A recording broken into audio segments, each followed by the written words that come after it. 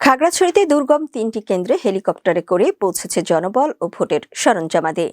দুপুরের পর দীঘিনালা ও লক্ষ্মীছড়ি সেনাবাহিনীর সহায়তায় এসব সরঞ্জামাদি পৌঁছায়।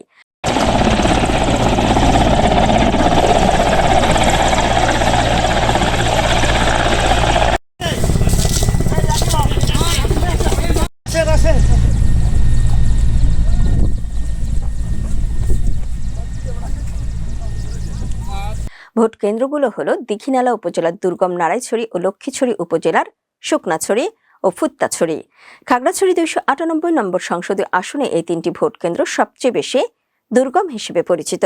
সেনাবাহিনী জানায়, দুপুরে প্রথমে লক্ষ্মীছড়ি সেনা জোনের হেলিপ্যাড থেকে হেলিকপ্টার উড়ে যায় শুকনাছড়িতে, পরে পর্যায়ক্রমে যায় ফুত্তাছড়ি এবং দীঘিনালা উপজেলার নারায়ণছড়ি ভোট কেন্দ্রে নির্বাচনী সরঞ্জামাদি ও জনবল নিয়ে যাওয়া হয়।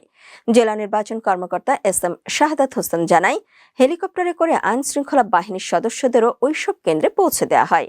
খাগড়াছড়ি আসনে মোট ভোটার 5,54,113। জেলার 203টি কেন্দ্রে ভোট গ্রহণ করা হবে। এসব কেন্দ্রের মধ্যে 68টি ভোট কেন্দ্রকে অধিক গুরুত্বপূর্ণ হিসেবে ধরা হয়েছে।